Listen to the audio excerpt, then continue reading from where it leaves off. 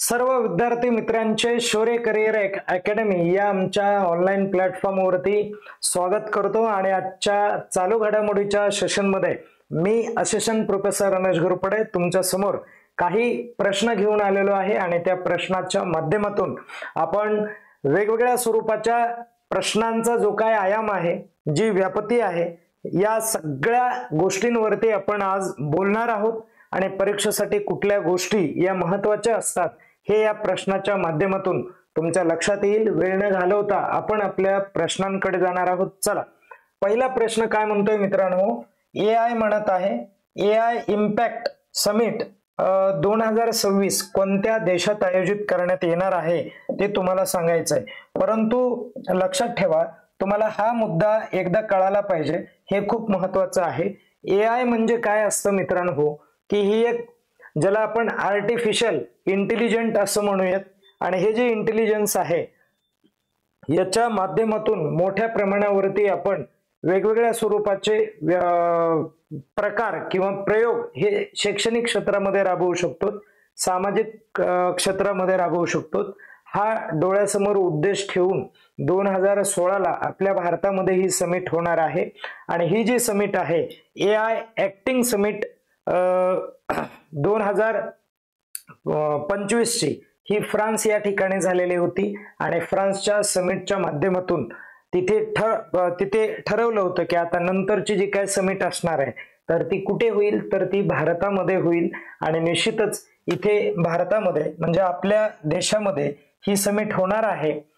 आणि ही जी समिट आहे ही समिट एआयच्या दृष्टिकोनातून महत्त्वपूर्ण असणार आहे आणि एआयचा इथे सांगण्यात आलेला आहे की एआयचा आम्ही सामाजिक क्षेत्रामध्ये मोठ्या प्रमाणात वापर करणार आहोत, त्यानंतर आर्थिक क्षेत्रामध्ये याचा वापर होणार आहे, त्यानंतर परत पुढे राजकीय क्षेत्र जे आहे यामध्ये याचा आपण वापर करणार आहोत, आरोग्याच्या क्षेत्रामध्ये वापर होणार आहे मित्रांनो। ओके, या सगळ्या क्षेत्रांमध्ये मानवाची कशी प्रगती करता येईल, मानवाचं जे काही हित आहे, कल्याण आहे, हे कसं म्हणजे जपून ठेवता येईल, या सगळ्या गोष्टींवरती प्रकाश टाकण्याचं काम या माध्यमातून करण्यात येणार आहे आणि म्हणून आपण ही गोष्ट लक्षात ठेवली पाहिजे मित्रांनो।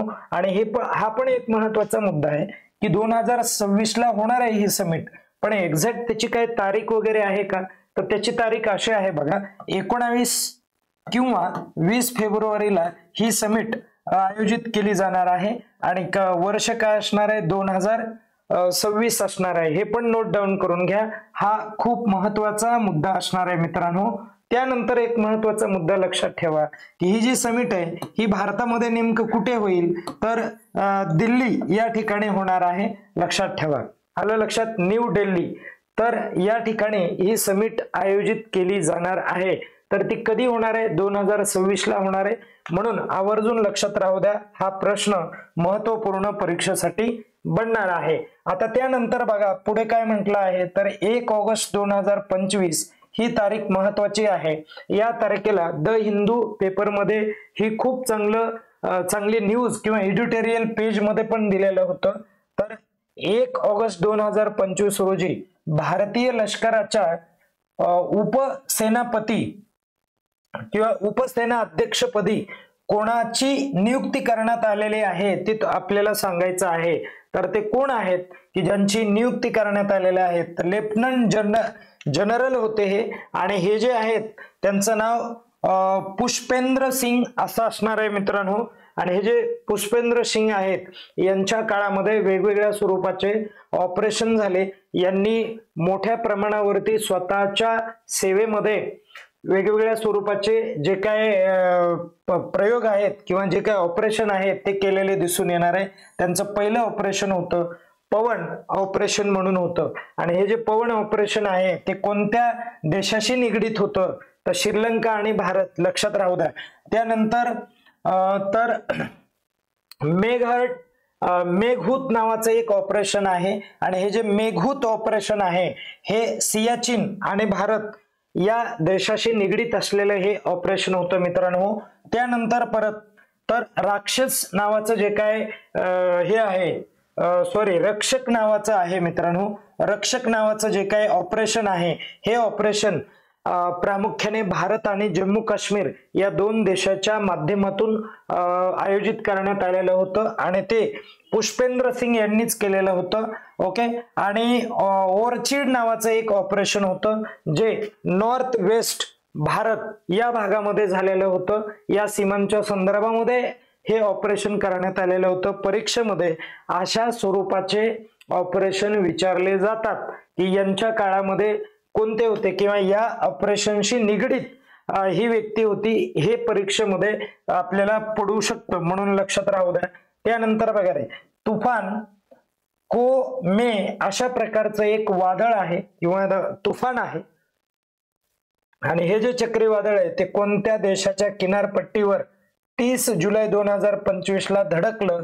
किनारपट्टीवर म्हणायलंय तो कोणता देश होता? तर मित्रांनो तो जो देश आहे तो चीन आहे. प्रशांत महासागरातून हे आलेलं एक तुफान होतं, ज्या तुफानाला तुम्ही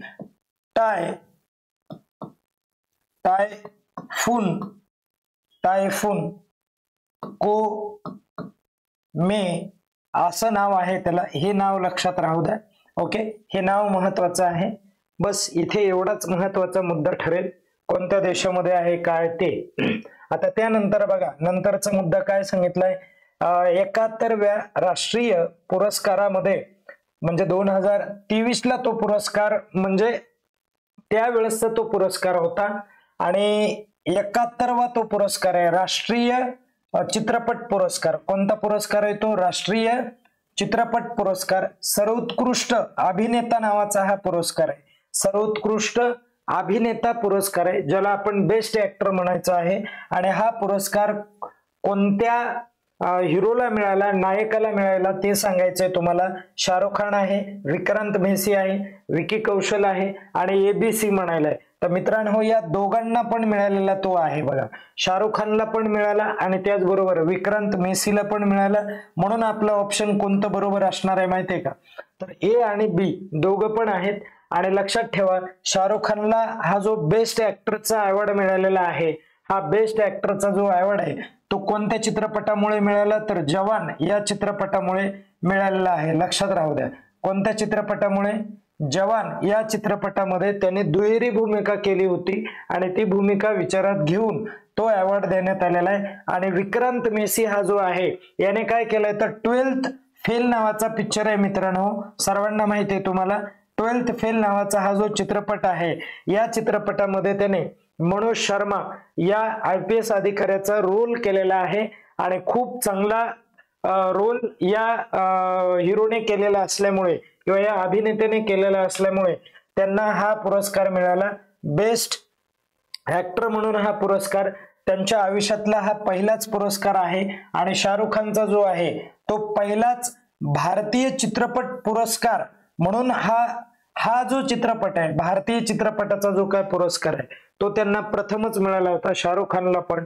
आणि त्याच्या 37 वर्षाच्या किंवा कारकिर्दीमध्ये तो प्रथमच त्याला अशा स्वरूपाचा जो काय पुरस्कार आहे तो पुरस्कार मिळाला होता.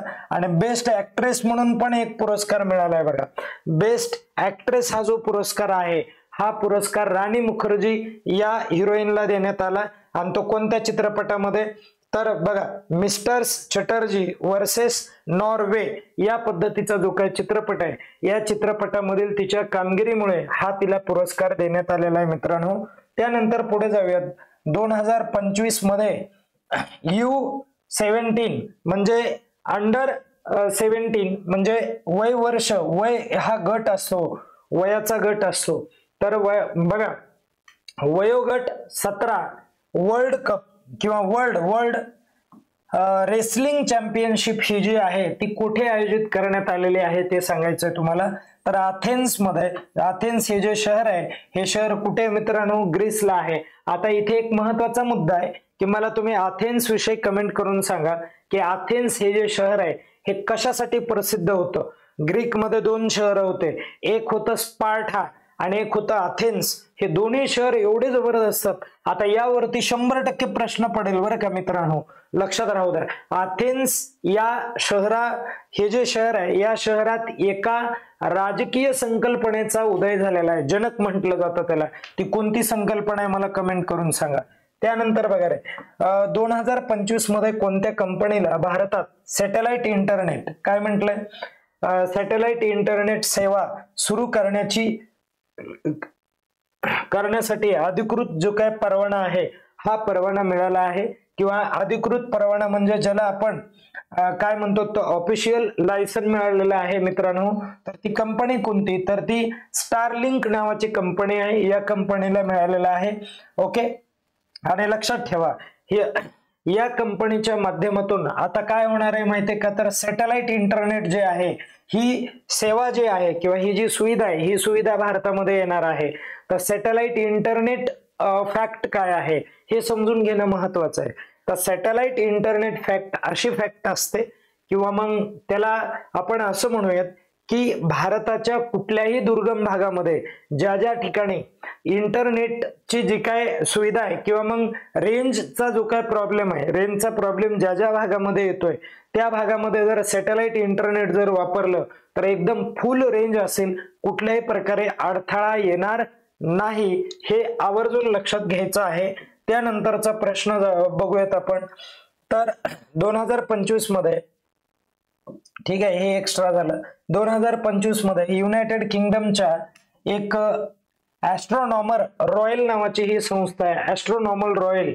ओके, पदावर नियुक्त होणाऱ्या पहिल्या महिला कोण आहेत. पण अगोदर तुम्हाला हे समजून घ्यावं लागेल की ॲस्ट्रोनॉमर रॉयल काय आहे. तर हे जे ॲस्ट्रोनॉमल रॉयल जे आहे हे ॲस्ट्रोनॉमल रॉयल हे खगोलशास्त्राच्या विषयामधील सर्वोच्च पद आहे, आणि या पदावरती आतापर्यंत एकही महिला नव्हती. आणि हे जे आहे हे कधीपासून चालू आहे तर 1675 पासून. कुठे चालू आहे, इंग्लंडला चालू आहे मित्रांनो. कुठे हा प्रकार आहे, इंग्लंडला. आणि काय केलं जातं माहितीये का, जे ॲस्ट्रोनॉमर रॉयल या पदावर बसेल या व्यक्तीकडून सल्ला घेतला जातो. कशाचा, तर खगोलशास्त्राच्या संदर्भातला. खगोलशास्त्राचा तो गाढा अभ्यासक आहे असं ठरवलं जातं. आणि मित्रांनो तर ते कोण आहे, तर मिशेल डोघर्टी नावाची ही जी महिला आहे, ही महिला या पदावरती विराजमान होणारी ती पहिलीच इंग्लंड महिला ठरलेली आहे किंवा ब्रिटिश महिला ठरलेली आहे, हे पण तुम्हाला लक्षात ठेवावं लागेल. आता त्यानंतर पुढे आपण जाऊयात.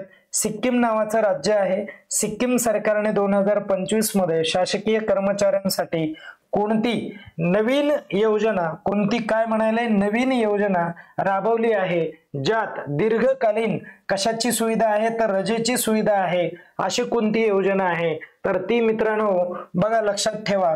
तर त्या योजनेला तुम्ही सबॅटिकल लिव्ह असं म्हणणार आहात. कोणती योजना आहे ती, सबॅटिकल लिव्ह नावाची योजना आहे. ही योजना खूप महत्वपूर्ण आहे, सबॅटिकल लिव्ह योजना. या योजनेच्या माध्यमातून काय केलं जाणार आहे, तर जे शासकीय नोकरदार आहेत आणि ज्या लोकांनी पदावर येऊन 5 वर्ष पूर्ण केलेली आहेत अशाच लोकांना अशा प्रकारची लीव मिळणार आहे, सुट्टी मिळणार आहे. ती दीर्घकालीन सुट्टी असणार आहे. 1 वर्षासाठी देखील सुट्टी मिळू शकते. का तर जो काय कामाचा त्यांना ताण वगैरे आलेला आहे किंवा पर्सनल त्यांची जी लाईफ आहे ही लाईफ व्यवस्थित काय जगू शकत नाहीयेत. प्रोफेशनल लाईफ मुळे जी काय पर्सनल लाईफ आहे त्याच्यावरती कुठेतरी परिणाम होतो आणि हा परिणाम होऊ नये यांना पण त्यांचा अधिकार किंवा यांनाही त्यांच्या पद्धतीने योग्य त्या स्वरूपामध्ये जगता आलं पाहिजे. म्हणून अशी योजना जी आहे ती सिक्कीम राज्याने सुरू केलेली आहे. आणि लक्षात ठेवा सिक्कीम या राज्याची निर्मिती कधी झाली आणि राजधानी कोणती, या दोन्ही गोष्टी मला कमेंट करून सांगा मित्रांनो. या ठिकाणी अशा स्वरूपाचे जे काही प्रश्न आहेत हे प्रश्न निश्चितच परीक्षेसाठी खूप महत्त्वपूर्ण असतात. या ठिकाणी आपण थांबणार आहोत. तत्पूर्वी स्वतःची काळजी घ्या आणि अभ्यास देखील चांगल्या पद्धतीने करा. एक चांगला प्लॅन बनवा आणि कुठे अडचण आल्यानंतर आम्हाला कमेंट मध्ये सांगा. आम्ही तुमच्यासाठी नेक्स्ट व्हिडिओ मध्ये ते मेन्शन करू. तुम्हाला कशा पद्धतीने कंटेंट हवा आहे त्यावरती आम्ही काम करणार आहोत. तत्पूर्वी स्वतःची काळजी घ्या आणि वाढत चाललेला जो काय आपला व्हिडिओ आहे तो इथे थांबला पाहिजे. त्यासाठी धन्यवाद.